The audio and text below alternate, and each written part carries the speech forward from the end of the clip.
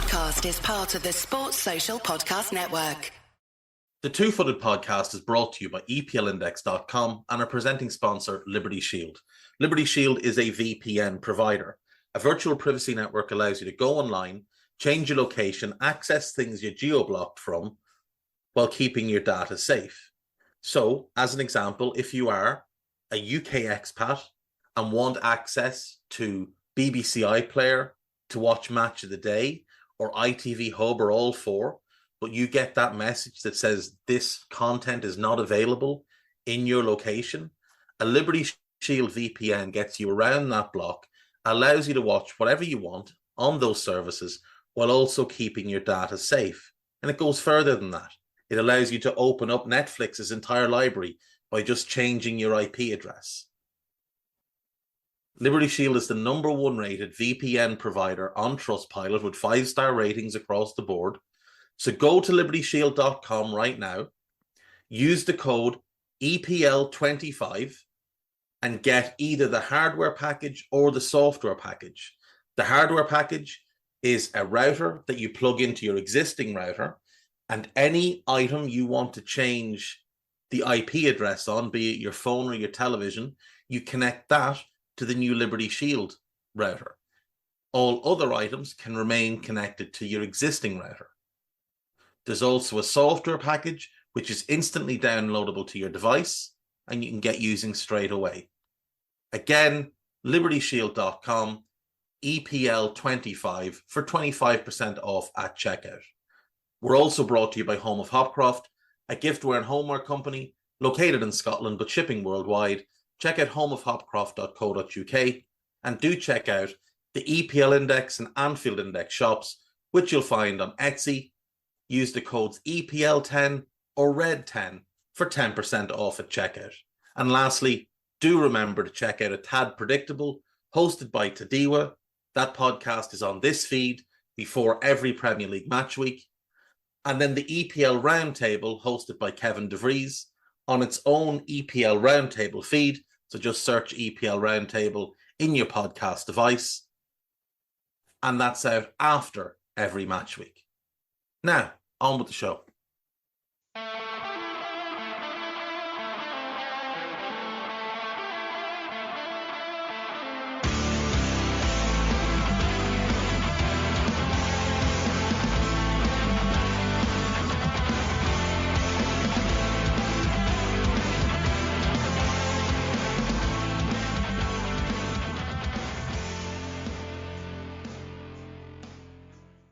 What's good, boys and girls? Two-Footed Podcast. Today is Wednesday, February the 7th. I don't have much energy, but I am here, not in my usual vigorous way, but I'm here today anyway.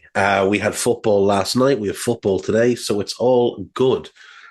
Southampton 3, Watford 0 in the FA Cup fourth round replay last night. Sekou Mara with 2 goals and Che Adams with the third, as the Saints secured a 5th round tie away to Liverpool. Coventry 4, Sheffield Wednesday 1. Casey Palmer put Cov 1 up. Bailey Cadamarteri equalised on 10 minutes. 2 from Callum O'Hare and a 4th goal from Haji Wright gave Coventry a very comfortable win in the end. And on they march into the 5th round, where they will play host to Maidstone United. So good opportunity for Coventry here to get themselves into the quarterfinal. For Maidstone, as I said when the draw was made, it's obviously not the draw they would have liked. They would have liked one of the bigger Premier League teams. But Coventry are a big team. It's a big stadium. And hopefully there's a good turnout. And they have a chance. Like, they have a better chance of progressing with respect against Coventry than they would have against, let's say, City or Newcastle or United or Wolves or Brighton or Liverpool. In our third and final game last night, Plymouth 1, Leeds 4. Scoreline not representative of the game, really. Wilfred Gnonto put Leeds 1 up on 66 minutes. Brendan Galloway equalised on 78. Game went to extra time. Crescencio Somerville scored on 97 minutes. Jorginho Rutter made a 3-1 to Leeds on 111, and then a Ryan Hardy own goal gave the scoreline an unwarranted lean towards Leeds. Leeds were the better team. They deserved to go through. 4-1 flattered them. But through they are, and Leeds must now wait to find out who they will play. So we have 2 games tonight in the FA Cup. We've got Nottingham Forest at home to Bristol City. They played out a 0-0 draw in Bristol first time around. Obviously, Bristol knocked out West Ham in a third round replay. They'll fancy themselves, I think, to go to Forest and get something, to get the win and get through. But it won't be easy. It won't be easy at all. Forest have looked a little bit better since Nuno took over in terms of their organisation. They're tougher to play against. I've been quite impressed by Oma Bamidele and Murillo since Oma Bamidele finally got an opportunity. I think he's going to prove to be a decent signing for them in the long term. He is someone I'm a big fan of. I've got a lot of hopes for him with regards to the Irish national team. Bristol, I mean, Jason Knight is there, so there's Irish interest on that side too for me. But I do think Forest will find their way through. The winner of that one plays host to Manchester United in the 5th round. And our final game then tonight is, of course, the big one. It's Aston Villa against Chelsea. These sides played out a very, very dull 0-0 draw first time around. Villa at Villa Park, you would make favourites to advance, and they'll play host to Leeds. The winner of this would play host to Leeds in the next round. Won't write off Chelsea. Out of respect, there's a lot of talent there. They do have a good manager, regardless of the fact that the season has gone pretty disastrously for them. But they do have a good manager. And they do have a lot of talented players. It's just that the pieces don't fit together. And you saw it again at the weekend. Like, throw away the Liverpool game. Liverpool are much better than Chelsea. Much, much better. Arsenal are much better than Chelsea. City are much better than Chelsea. Spurs are better than Chelsea. Villa are better than Chelsea. All the rest, West Ham, United, Brighton, Wolves, Bournemouth, and Chelsea, I'd put all of them sort of in the same bowl, the same level. But when you look at those teams, they all resemble teams, and Chelsea resemble a collection of individuals. I should have included Newcastle in that, obviously. So that's the group from 6th to 12th, inclusive of Bournemouth, 6th to 12th, because I'd put Bournemouth in that same group. Don't think Bournemouth are as good, but they're worth mentioning here. United, there is a team there that works. Now, there's some big question marks, of course. The goalkeeper, there's question marks in the defence, though they've lost Martinez now for another period of time. That might actually help if they can just get a settled centre-back pairing in. If they just go with Lindelof and Varane, I think they'd just be better off if Lindelof can stay fit and Varane can stay fit. Casemiro and Mainu looks like a midfield pairing that works. Mainu's dynamism, his ability to cover ground, seems to mask a lot of the deficiencies that are now in Casemiro's game. And Casemiro's experience and ability to read the game helps Mainu's immaturities. Then you've got Garnacho right, Bruno central, Rashford left. That's really good and really well balanced. You've got pace, you've got creativity, you've got goals from all three. And Højlund is starting to look like the real deal. So that front four works. That's the front four I've been saying for months they needed to play. Now we're finally seeing it. The problem's going to be, at some point Mason Mount is going to come back, and that manager spent 60 million on Mason Mount. And he's going to have to try and justify that to the new owner. At some point, he's going to have to give Anthony another run because they paid 80 million for him, and he's going to have to justify that to the new owner. Because Erik ten Hag is now auditioning for his own job. But United at least look like a team. You look at West Ham, they look like a team. They're well set up. The pieces fit together. You can tell that it was a team built over time. Do they have as much talent as Chelsea? No, not even close. But they're much more of a team than Chelsea. The same is true of Brighton. Now, Brighton have a lot of talent. Brighton have more talent probably than West Ham. But they don't have top-end players all over the pitch. They've got areas of weakness. But they look like a team. They play as a unit. They've got a defined defensive structure. Now, unfortunately for them, it's the structure of a colander. But still, it's a structure nonetheless. They have defined patterns of play going forward. These things work.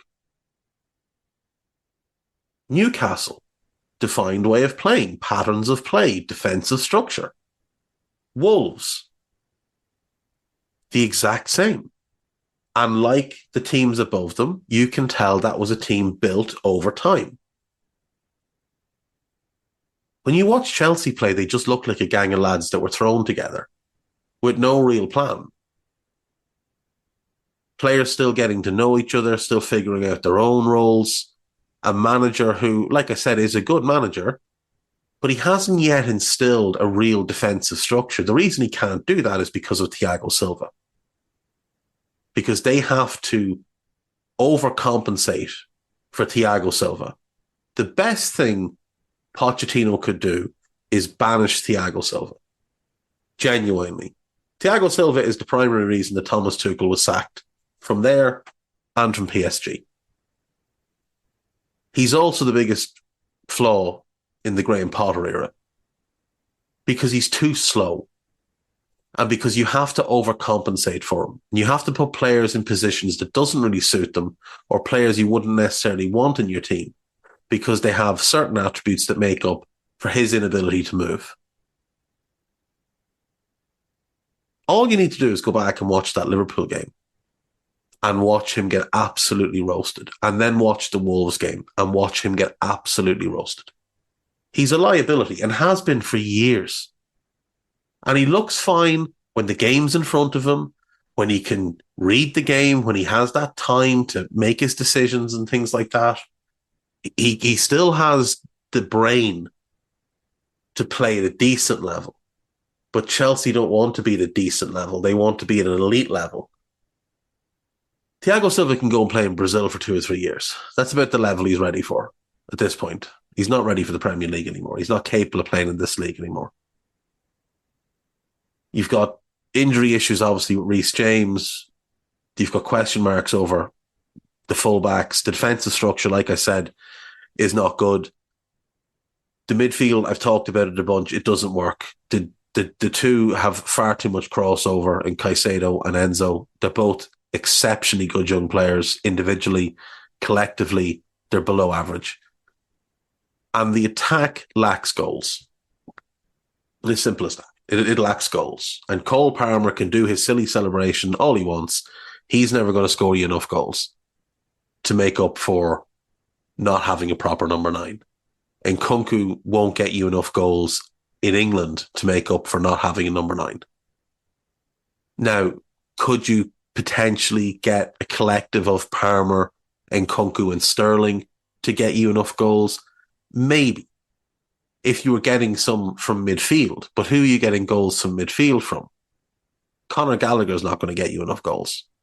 He's not good enough to start for a team with real ambition to win major honours either. So this is the issue for Chelsea. They have more talent than anybody else in that 6 through 12 group, but they're less of a team than any of them.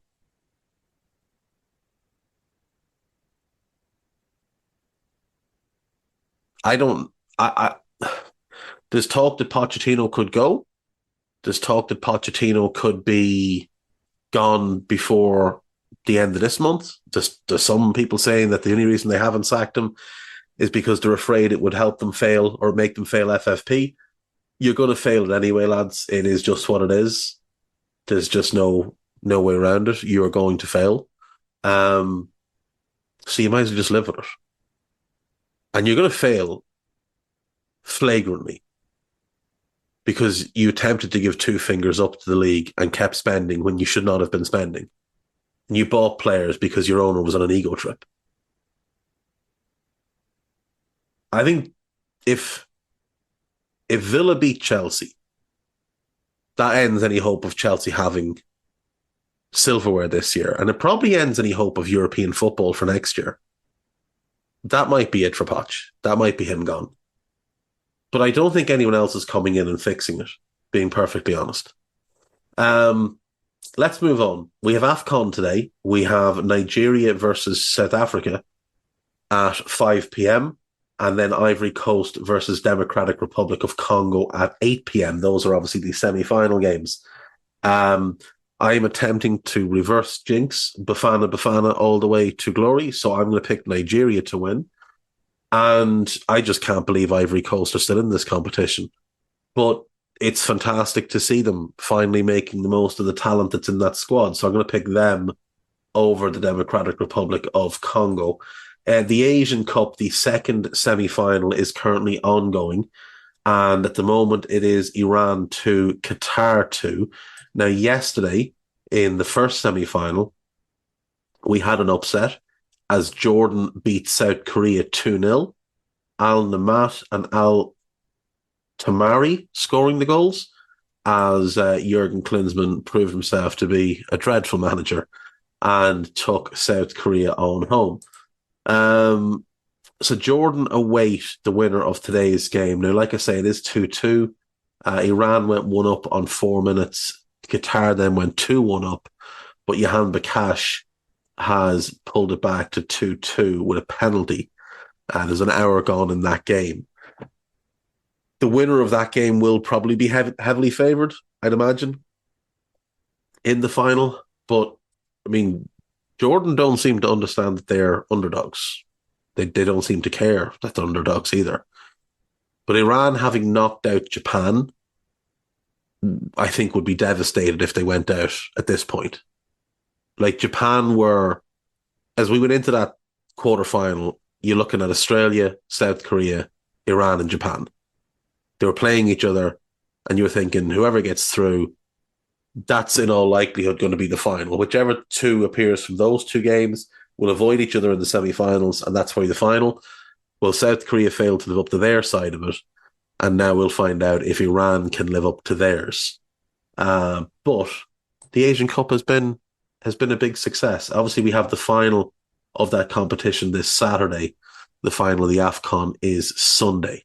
We'll take a break now. We'll come back. I'm not going to do nostalgia this week. I just don't feel up to it, but we'll do some winners and losers and a few other bits and bobs. So see you after this. Right, welcome back. So, winners and losers from the weekend. First winner, we're going to say Arsenal. To beat Liverpool and keep themselves in the mix. It's obviously a big deal for them, as seen by celebrating as if they'd won the Champions League. Clearly meant a lot to them. So we'll give them the first winner. They did play well, to be fair. Relied heavily on Liverpool mistakes, but they did play well. Second winner is Manchester United, because they didn't play particularly well against West Ham. The 3-0 flatters them enormously. But there were things for their fans to be really excited about. And that front four is the primary one. It just works. It is balanced. It has what you're looking for. It has pace. It has creativity. It has goals. They can play as a possession team with that front four. They could be devastating on the counter-attack with that front four. Mainu looks like he's going to be a real player for them, which, along with Garnacho, that's two more academy lads for the fans to really get behind. That team just works. Now, like I say, there are serious issues with that defence. And if West Ham had their full complement of players and not been forced to play Ben Johnson as a winger, for example, I think they would have caused United a lot more problems. But at the same time, I do think United showed enough to be moving forward with a blueprint of what they want to look like. And when Ten Hag sits down with the new ownership and whoever the new sporting director is, to basically beg and plead for another season in charge, he can point to that front four and Menu and say, look, we've got some issues, but this works. This works. Get me a younger Casemiro. Get me a dominant centre-back. And maybe get me another dominant centre-back. And we'll have something. You know, we'll have a team capable of challenging in the top four. They're still a long way from winning anything, but they can be a top four team again with, I don't know, maybe another 200 million spent. Third winner, then. I think it's Luton. I really do. I mean, to go to Newcastle, I know they didn't win the game, but to go to Newcastle and front up the way they did and put it up to Newcastle the way they did. And I know they'll be devastated not to have taken all 3 points, having been 4-2 up. Newcastle's a really tough place to go. And not many teams are coming away from there with a win. So off the back of what's been a really good run, where you drew away to Burnley, you beat Luton in the cup replay, then you knocked out Everton, then you hammered Brighton, then you get this good result against Newcastle, and that leads you in to Sheffield United at home, a very, very winnable game, and then Manchester United at home, which is another winnable game. I mean, this could be the turning point that keeps them safe, this run that they're on now. And I know they've been quite good for the last couple of months, but if they can string together, like even if they take 4 more points from the next 2 games, all of a sudden they might have daylight between themselves and the bottom 3. Because if we look at Everton, they've got City up next and then Crystal Palace. So what if they only take 1 point from those 2 games? And Luton have taken 4. Well, then there's a 4-point gap between them. And Nottingham Forest, they've got Newcastle and West Ham. Now, they're both at home, but they're both really tough games. So Luton could climb above Forest if results go their way. They could even be eyeing Brentford, who've got to go to Wolves and then play Liverpool. And Brentford right now are only 2 points ahead of Luton. I wouldn't be surprised if we turn around after the Luton United game, not this weekend coming, the following weekend, and we're looking at Luton in 15th place. I wouldn't be surprised. Do I think they'll stay up? No, I still don't think they'll stay up. But they'd be giving themselves a chance. They'd be giving themselves a real chance. And credit to them, credit to everybody involved in that club. Because they haven't backed down from the plan that they set last summer. And they're giving it a real go at staying up with what is a glorified championship team. And a moment of praise for Ross Barkley, who's having the best season of his career, having been on the scrap heap. What an inspired signing he's been. Losers, Liverpool. Not the result, the performance was an abomination. An absolute abomination, completely unacceptable. Next, Chelsea. It's one thing losing 4-1 away to Liverpool. You would think that would spark a reaction. And then you go 1-up at home against Wolves, who haven't been great away from home this season. And then they absolutely spank you. And when you got a goal back to make it 4-2, the game, the results started to flatter you a little bit. Like, Wolves had only won 3 games away from home prior to that. They've been really good at home. They'd not been good away. And they went to Stamford Bridge and they spanked Chelsea. And they made them look really naive. They made them look poor. They just took the ball off them and countered them whenever they felt like it and cut them open. And there was absolutely nothing that Chelsea could do to stop Cunha, to stop Neto. Hwang wasn't even in the team. Hwang obviously was at the Asian Cup. So they're missing one of their starting midfielder, or the starting front three, which had been so devastating for them this year. But Neto and Cunha were just unplayable, and Chelsea just looked atrocious. Our final loser then, I think it's Crystal Palace, if I'm honest. Absolutely spanked by Brighton in what is their biggest rivalry game. And they lose Michael Olise to an injury that's likely to keep him out for a couple of months. With Eze already out, with Doucouré already out. I don't think they're going to go down, but I think it's going to get really, really hairy for them for the next little while. There's a lot of talk around Roy, and will they move on from Roy? But who are you bringing in right now? Like, is Steve Cooper willing to come in now? Is Graham Potter willing to come in now? Or would they rather wait till the end of the season? Because if they are not willing to come in now, I don't know who you get.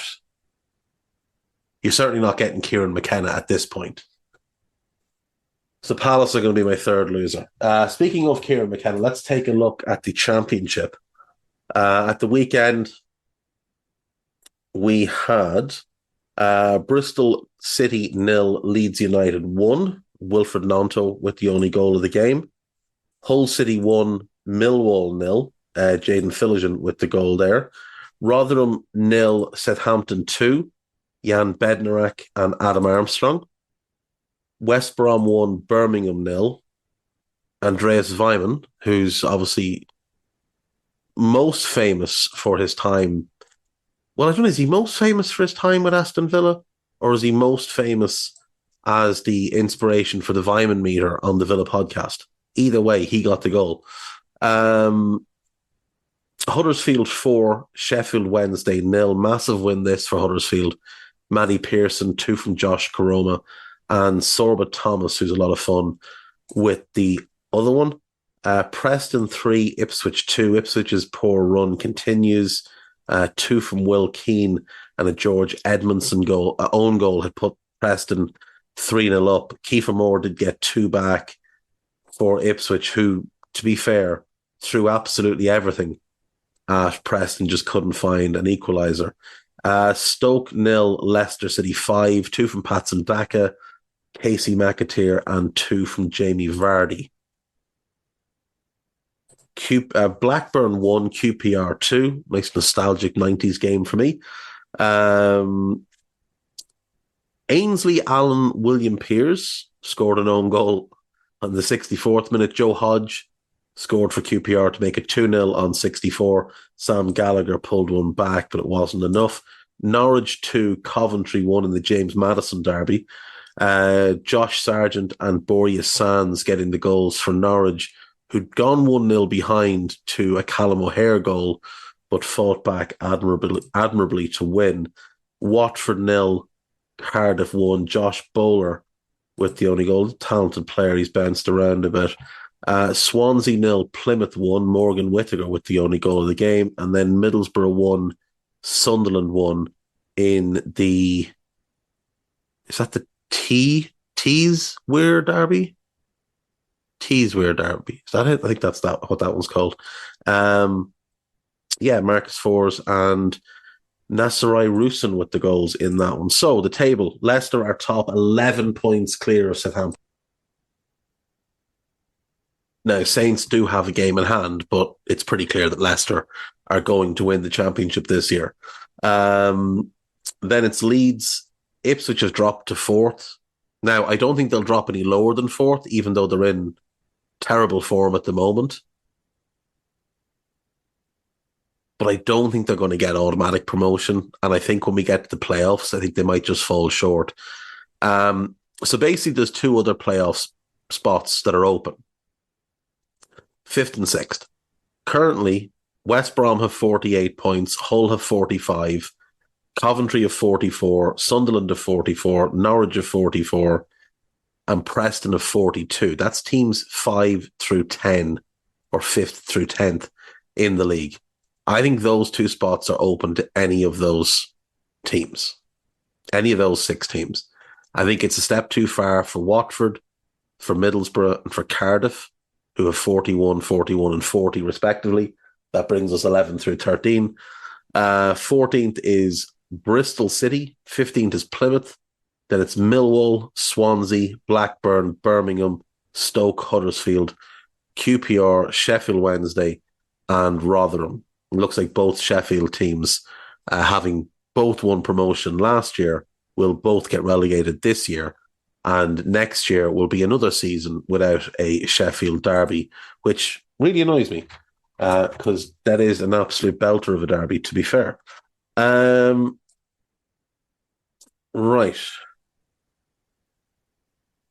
In League One at the weekend, we had Oxford 1, Reading 1, Burton 0, Lincoln City 1, Cheltenham 1, Wickham 3, Exeter 1, Exeter 0, Bristol Rovers 1, Bolton 1, Barnsley 1, Leyton Orient 3, Carlisle 2, Peterborough 2, Wigan 3, Shrewsbury 1, Cambridge 2,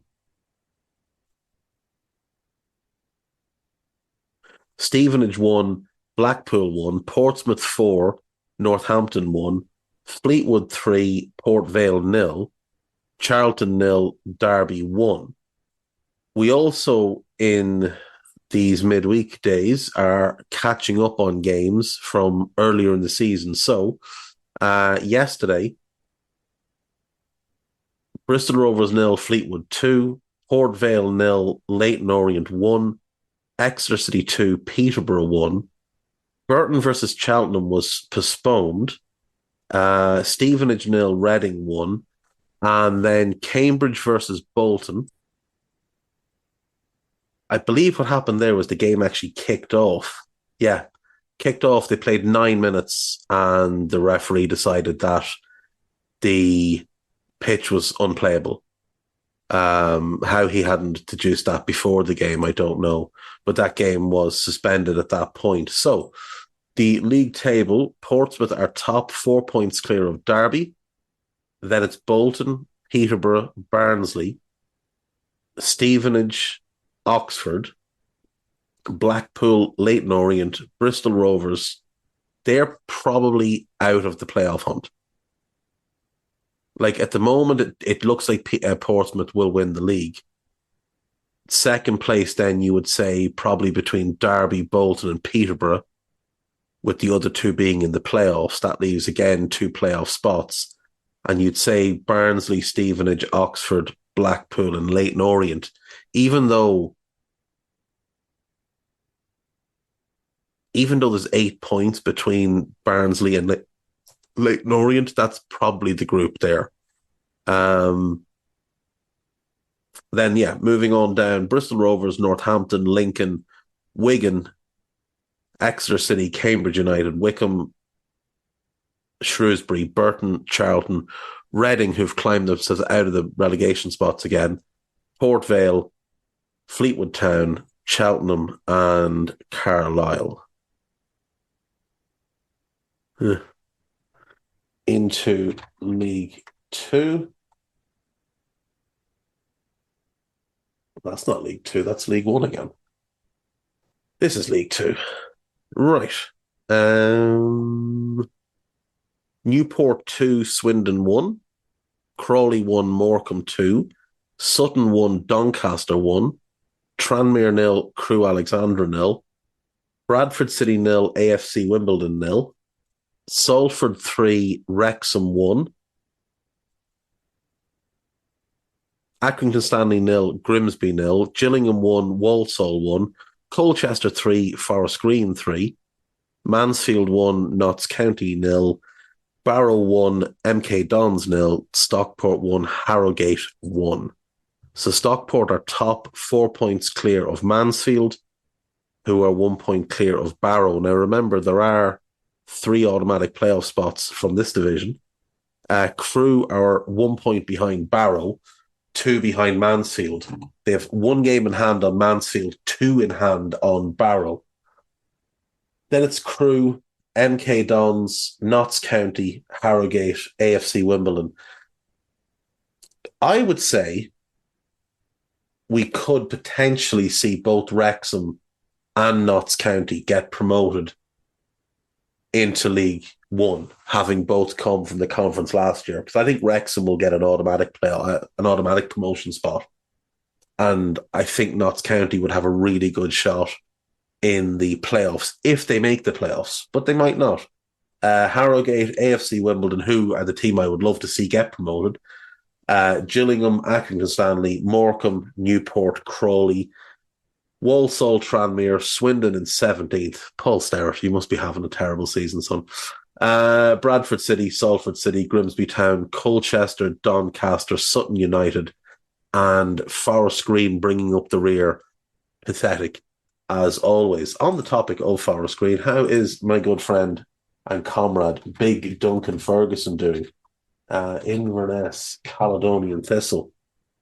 Let's see.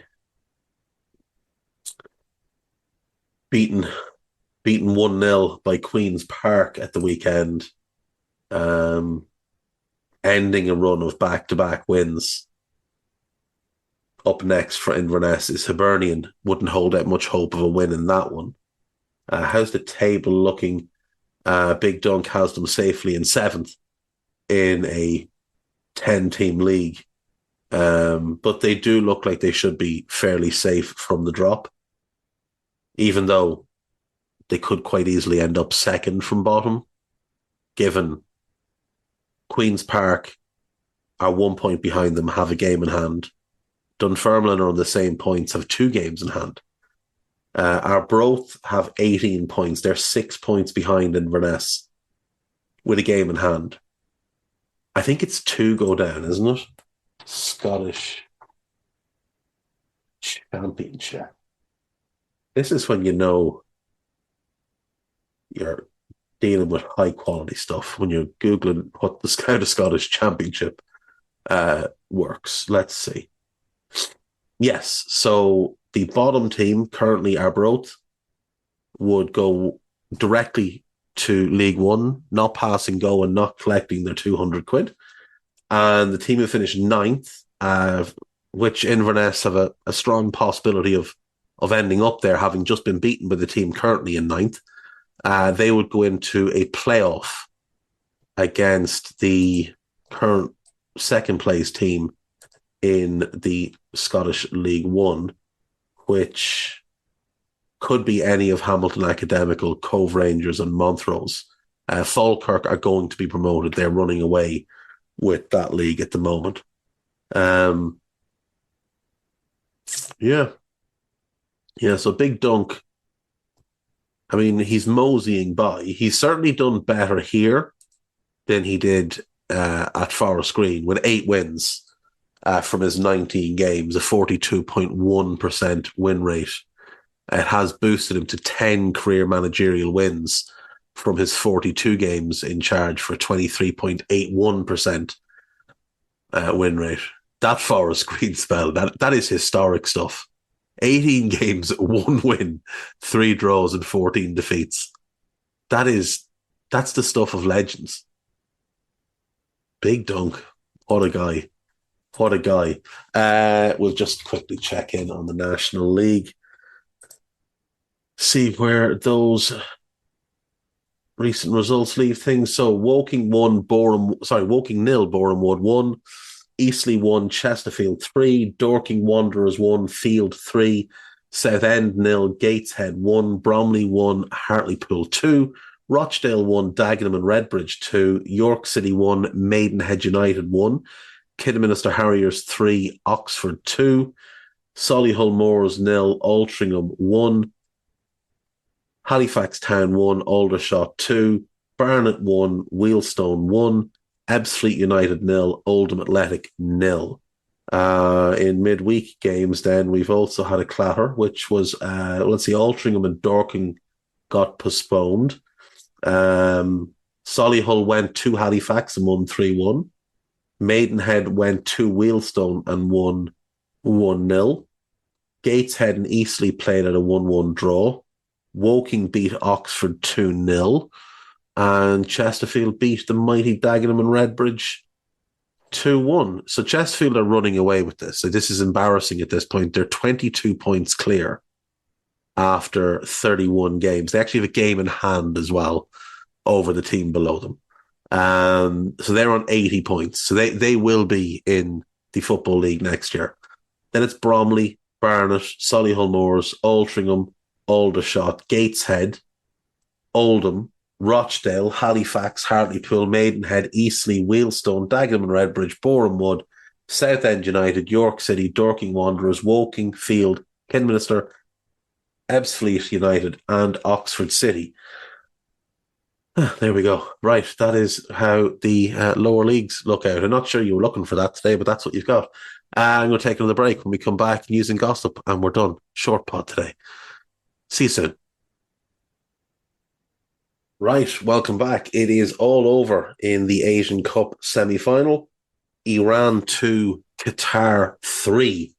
So the Qataris move forward to face Jordan in the final on Saturday. So another one of the big favourites gone.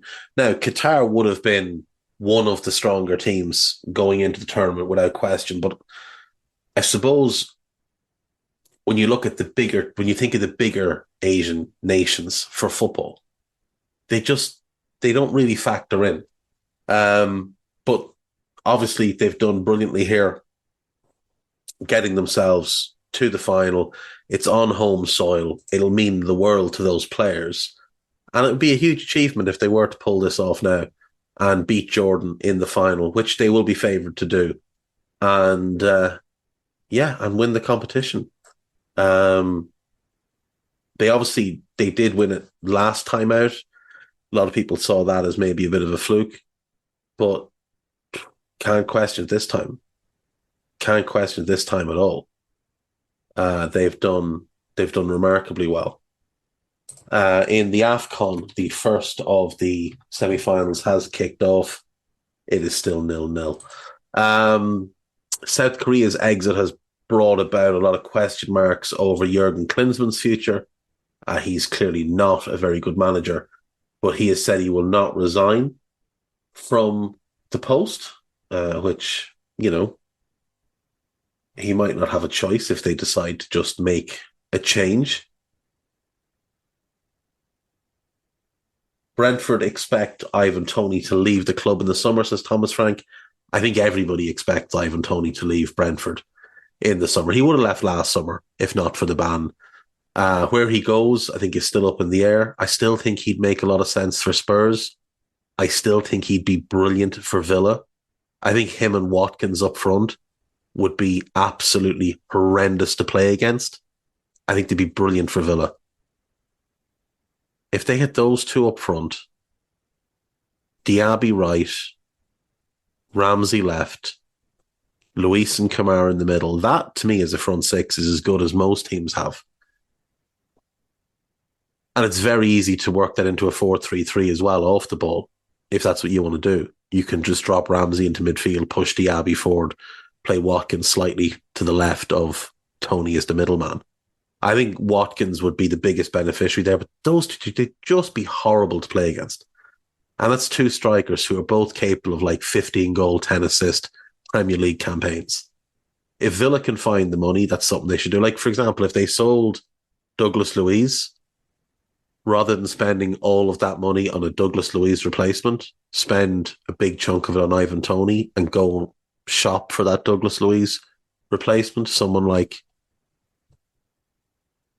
Andre Trinidad could be perfect. What else do we have here?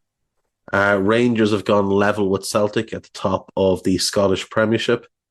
That says a lot more about Celtic and how miserable they've been than it does about Rangers, but congrats to Rangers nonetheless. Villa striker Daly to serve 3-match ban. Rachel Daly has been suspended for 3 games. for violent conduct. She elbowed Megan Connolly in the face in Villa's 2-2 draw with Bristol City. Was not picked up by match officials, but was caught by the TV cameras. She's admitted the charge and accepted the punishment. Fair play, she's not contesting it. She knows she was in the wrong. It's a shame more people don't do the same. Boyzone could become the face of Chorley FC. Well, if ever there was someone that had the face to be the front of a football club, it's definitely Keith Duffy. Stars of former pop band Boyzone are set to attend a football match at Chorley FC. Amid rumours, the group are eyeing a bid to buy shares in the club. Ronan Keating, Shane Lynch and Keith Duffy will appear at Saturday's FA Trophy game against Solihull. Do you know what? That'd be great. Fair play. Fair play. Apparently Brian McFadden, who wouldn't be a big fan of, will also be in attendance. What else do we have here? Chelsea must not sell their culture, according to Mario Melchiot. Now, Mario Melchiot is one of the defining figures of Chelsea's culture, which is money and greed. So I wouldn't be taking anything he really has to say too seriously, personally.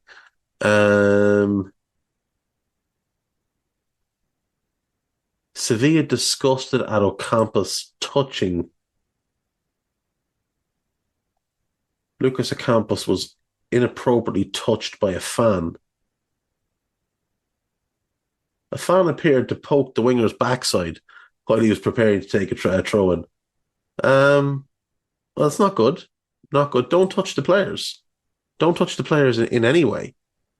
In any way, shape, or form. Just leave them be. You're there to watch. You're not there to take part. I know the ticket cost a lot, but it didn't cost enough to warrant you, getting on the pitch and taking part in the game. So just leave the players be. Who owns your Premier League club and what does it mean? Anything interesting here? Arsenal, Stan Kroenke owns the vast majority. He now actually has 100% of the club. NSWE, or now known as V Sports, they have the controlling interest in Aston Villa.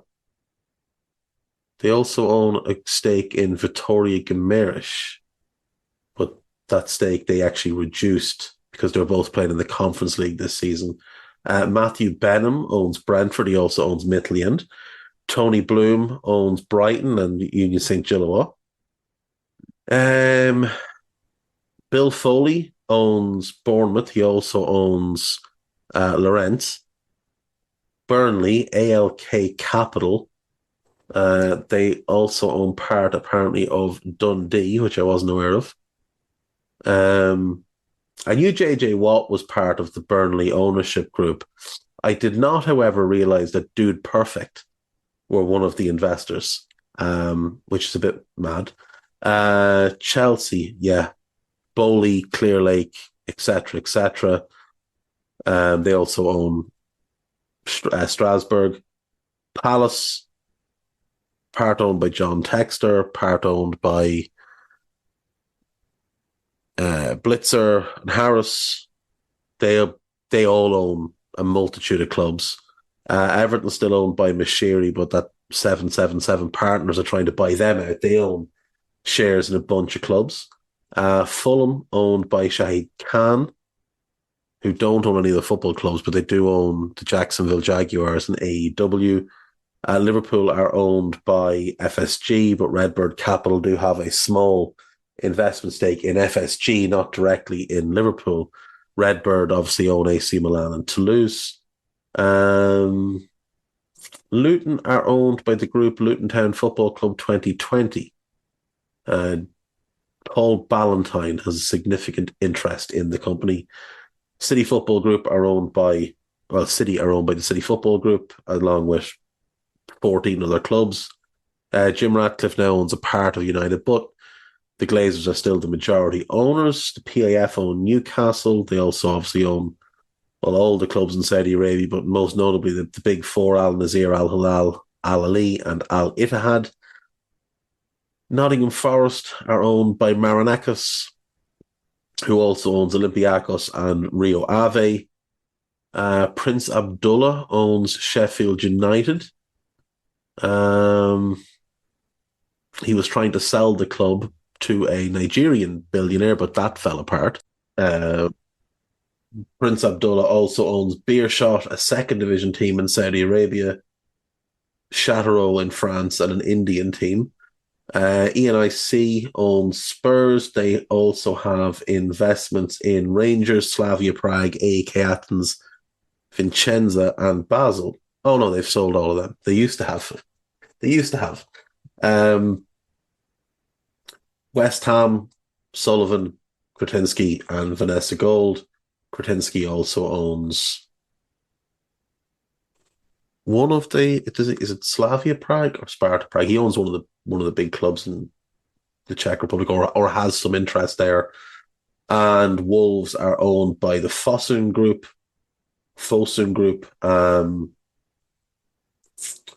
The wife of the head man in that investment firm did own Grasshoppers of Zurich, but sold them to LAFC. So LAFC, the MLS franchise, now part own Grasshoppers, which is a bit weird. Or at least I find it a bit weird. Maybe it's not weird. But one football club owning another, like the football club owning another club, seems a little strange to me. Anyway, on to the gossip. Enzo Fernandez is considering leaving Chelsea just 1 year after joining the club for 107 million on an 8.5-year deal. Yeah, but he then signed an extension, which made it, I think, a 9.5-year deal. I wouldn't be surprised if he's unhappy, but I don't see what his out is. So he might want to get comfortable. Chelsea players have complained that coaching by Maurizio Pochettino and his staff on tactical elements is limited, while new arrivals have expressed regret over their long-term contracts. Yeah, he's probably not willing to work on tactical elements until you show the required effort. You know, that's probably the big thing for Pochettino. He wants the players to actually show the effort. Chelsea will wait until the end of the season to assess Pochettino's future as manager. I think they might be stuck with him anyway. Liverpool have made contact with Xabi Alonso. Nobody knows what Liverpool are doing, so that's just nonsense. Manchester United want to focus on data and youth in their summer recruitment, with Michael Elise and Jared Bowen targets. Again, we'll wait and see. Eric Ten Hag will have reduced influence over the club's transfer strategy. He should have no influence. Genuinely none. Manchester City have not yet signed Savio, who is currently on loan at Girona from Troyes, but talks have taken place. There'll be no talks. Troyes, Girona, and Manchester City are all owned by the same people. So what talks would there be? Be a fella sitting in the room talking to himself, looking in a mirror, maybe looking in two mirrors, maybe having mirrors set up at angles so that he can look at himself in both at the one time. This is an attempt to work around cost, and City have been immediately called on it. The Premier League are going to look at what the value that's set on that player is, because I think what will happen is somebody else might throw in, like some other Premier League club might well just throw in an offer on him, and then City would have to match it. So if somebody, let's just say Chelsea decided to throw in an offer of 50 million, City would have to pay 50 million for him, as opposed to what they're probably going to try and do and say that he was like 10. Paris Saint-Germain will consider a move for Marcus Rashford if they sell Kylian Mbappe this summer. They won't be selling Kylian Mbappe this summer. He'd be leaving on a free. AC Milan remain interested in Tosin Adarabioyo. That makes sense. A number of Premier League clubs are interested in Barcelona's Pau Cubarsí. I'd be shocked if he decided to leave. I think he might be Barca through and through. Crystal Palace are considering Roy Hodgson's future at the club, but the club are struggling to find a replacement. Mason Greenwood is on Atletico Madrid's shortlist of forwards they will consider signing this summer. I doubt it. I do. I doubt it. United will target players who are entering the final years of their contract and could therefore look at Joshua Kimmich, Jonathan David, and Kefren Turam. Don't think Kefren Turam's contract's up in the summer in 2025. Might be, but he'd be a good get for them. Now, does he fit with Mainu? No. So he might not be what they need. Kimmich, that would be a very United of the last 10 years signing. Liverpool are monitoring Federico Chiesa. No, they're not. Norway striker Erling Haaland has no plans to leave Man City amid speculation he could join Real Madrid. Peter O'Rourke wouldn't know either way. Arsenal remain in contract talks with England under 19-year-old winger Mario Cosario Duberry, who's 18, while Newcastle, Ajax, Wolves, Anderlecht, and Borussia Dortmund are all interested. A lot of talent that comes through that at Arsenal Academy. It's just that they have a manager who's not really interested in promoting them. Manchester United are tracking Copenhagen and Sweden under-21 international winger Ronnie Bargey. He definitely does look the part, to be fair. He definitely does look the part. United are unlikely to offer Bruno Fernandes a significant pay rise despite interest from Saudi Arabia. I can definitely see Bruno going to Saudi. I can. And it might not be the worst thing for United if they got rid of him and just kind of cleared house. Because he's the club captain and he's not a captain. He's not a good leader. He's a tremendous player. I'm a big, big fan of him as a player. He's an awful captain. And I do wonder if they might be better off parting ways with him and looking to bring in someone like an Elise and building around players like that. That's it, folks. That's all I have for today. I will see you all tomorrow. I will see you all on Friday. Take care of yourselves. Bye-bye.